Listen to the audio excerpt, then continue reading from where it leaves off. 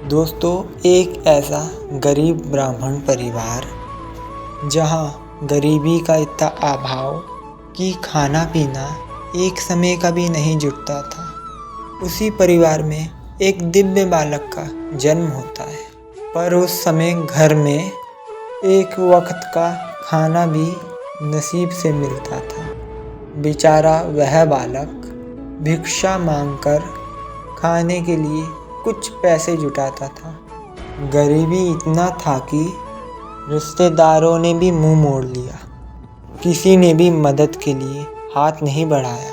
किसी ने सच कहा है, गरीबों का कोई नहीं होता। घर पर इतनी मुसीबत थी कि पार्ले जी बिस्किट खा के गुजारा करना पड़ता था। अगर सत्यनारायण की कथा लग जाती तो मानो उस समय घर में दिवाली मन गई हो। उस समय बालक की उम्र 9-10 वर्षों की ही थी जब वह एक बार सत्यनारायण की कथा करने गए तो मानो उनके घर पर त्योहार मन गया हो। एक बार की बात है, वह बालक उधारी से घी लाए, उससे उनकी माँ ने पूड़ी बनाई जिसे वह 3 दिन तक खाया। अगर बरसात हो जाए तो मानो घर पर बाढ़ आ गई हो। इतनी कम उम्र में घर की संपूर्ण जिम्मेदारी उस पर। अपने इतने छोटे दिनों में इतनी सारी परेशानी झेलना, ऐसा प्रतीत हो रहा है जैसे मानो भगवान ने स्वर्ण की तरह निखारने के लिए परीक्षा की अग्नि में तपा रहा हो। समय बीतता गया।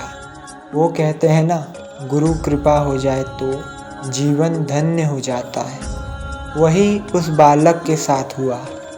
गुरु कृपा ऐसे हुआ कि जैसे मानो सब कुछ एक दिन बदल गया। आखिर उस बालक की जीवन में परीक्षा की घड़ी समाप्त हुई।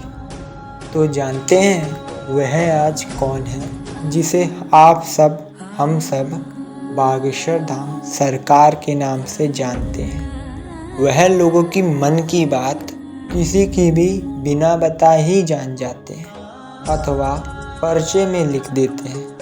वह देश के दिव्य एवं महान कथावाचक में से एक हैं। आज वह देश और विदेश में विख्यात हो गए, जिसे उनको लंदन में 3 अवार्ड मिला। दोस्तों, जीवन में अगर कितनी भी परेशानियां आए, ईश्वर के प्रति विश्वास सदैव रहना चाहिए।